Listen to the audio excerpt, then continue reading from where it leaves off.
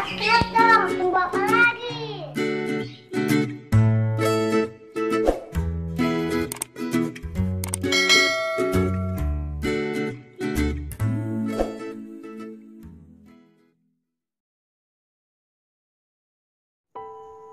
Tujuan Jen, bab 126. Saat hampir jam makan siang, Jen membawa dua orang yang di tangan mereka membawa dua kantong plastik besar, tersenyum dan masuk. Berkata pada semua orang, "Kalian semua sudah lelah bekerja. Aku dengan seenaknya mempersiapkan makan siang untuk kalian semua. Semoga kalian semua tidak keberatan." Orang-orang yang melihat tulisan di plastik pun dengan senang berkata, "Sungguh tidak enak membuat Nona Jen menghabiskan uang dan juga pergi ke Paradis Dinasti untuk memesan makanan. Memang Nona Jen yang paling baik pada kami." Asal berkata apa, Nona Jen pasti melakukan ini demi pengacara Yos. Orang-orang saling memandang lalu tersenyum. Wajah Jen pun memerah, dengan manja dan sengaja melihat ke arah Darlene. "Baguslah kalau kalian suka. Sebenarnya ini semua adalah takdir. Semalam aku barusan tahu kalau teman baikku juga bekerja di sini." Ada orang yang bertanya, "Nona Jen, siapa teman baikmu?" "Kalau adalah teman Nona Jen, kenapa semalam baru tahu?" Ada orang yang bertanya lagi. Jen tersenyum dan tidak berkata, melambaikan tangan ke arah Darlene. "Darlene, kenapa kamu tidak kemari? Sudah hampir jam makan siang. Ayo makan bersama. Aku sudah memesankan makanan yang kamu suka." Darlene mendesah tanpa suara. Awalnya dia ingin menghindar. Melihat Jen yang tidak bermaksud seperti itu, dia pun melepaskan cash di tangannya dan berjalan ke sana. "Terima kasih, Jen." "Darlene, aku tidak menduga kamu adalah teman baik Nona Jen. Kenapa aku tidak pernah mendengar kamu mengatakannya?" Darlene melihat ke arah Aurel dengan tidak mengerti. Dengan tenang menjawab, "Apakah pengacara Aurel merasa aku sembarangan menyebarkan lebih cocok?" Aurel terdiam karena ucapan ini. Wajahnya pun berubah, tapi tetap bersikap rendah diri. "Darlene, apakah kamu masih marah denganku? Aku juga sudah meminta maaf padamu. Semoga kedepannya kita bisa berhubungan dengan baik." Aurel dengan kasihan berkata, seperti Darlene adalah orang pendendam. Dia tersenyum lalu berkata, "Kalau pengacara Aurel juga bisa tidak marah, mana mungkin aku marah?" jawab Darlene.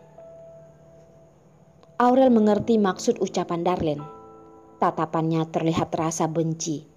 Semalam walaupun Darlene sangat menyedihkan, tapi sama sekali tidak terpengaruh. Tapi berbeda dengannya.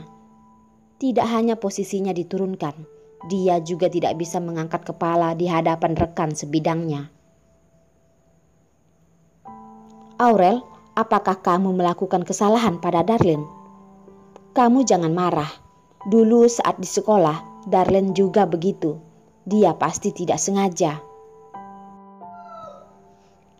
Jen dengan wajah yang terlihat khawatir membantu Darlene menyelesaikan masalah.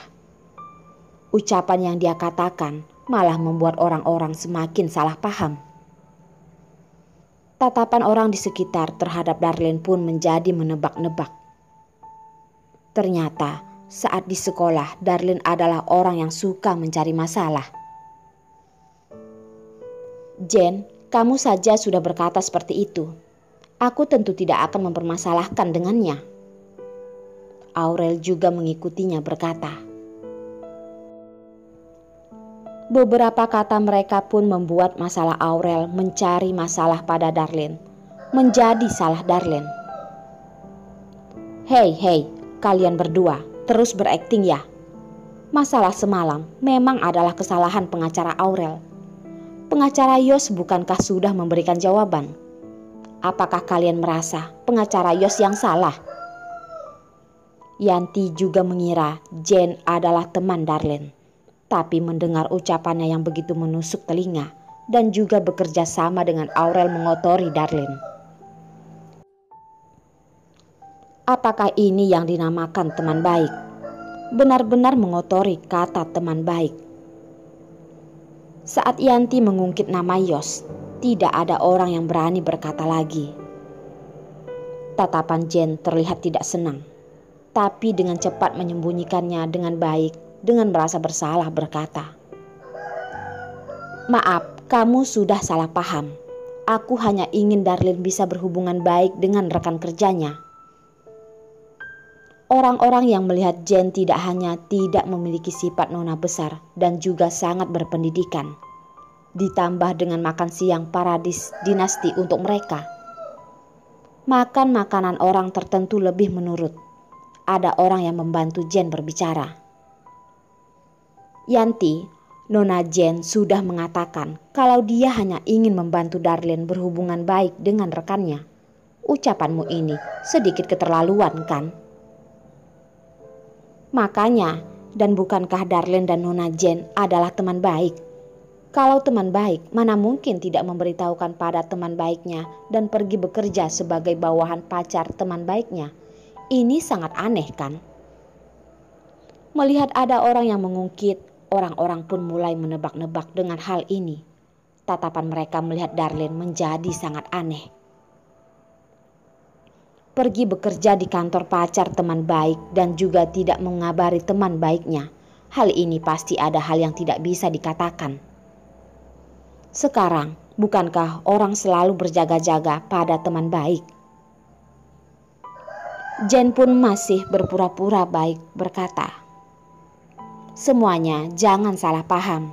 Mungkin Darlene tidak ingat untuk mengatakannya." Orang di samping mulai berkata, "Nona Jane, kamu terlalu baik. Tidak mengerti kalau ada orang yang berniat buruk." "Iya ya, Nona Jane terlalu polos. Teman baik apaan? Aku rasa ada orang yang ingin mencari celah dan masuk." "Dasar kalian yang asal berkata.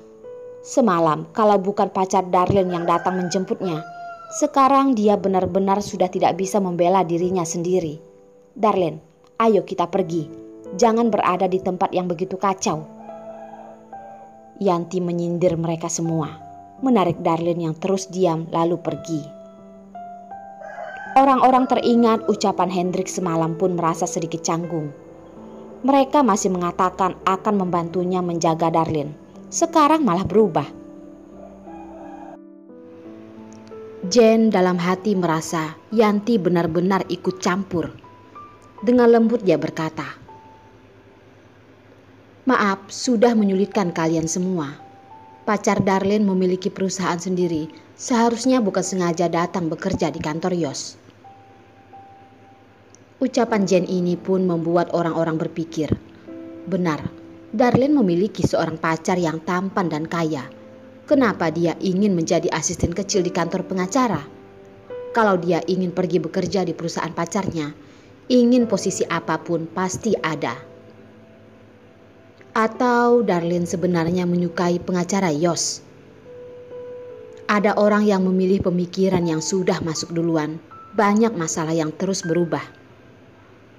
Jane yang melihat reaksi ini pun tersenyum. Dia sangat mengerti apa artinya sampai batas tertentu.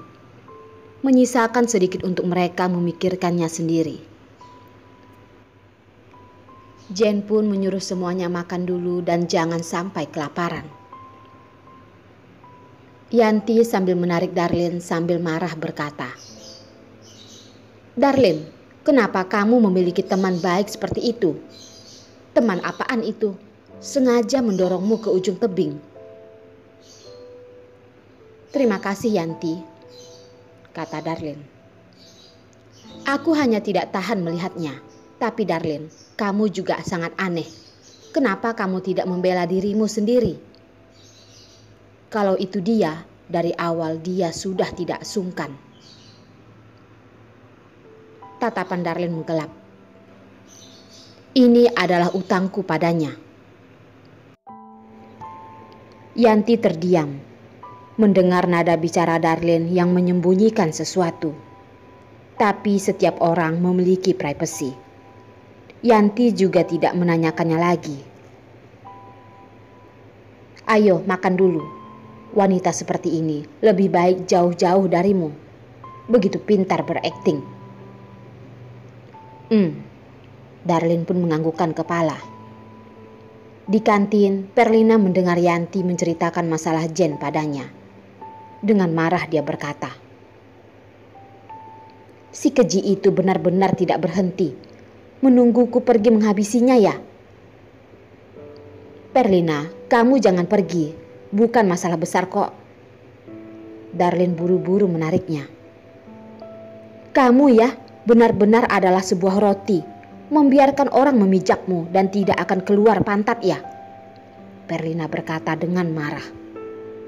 Yanti menyambung, "Perlina, memijak tidak akan keluar pantat, tapi mungkin akan keluar kotoran."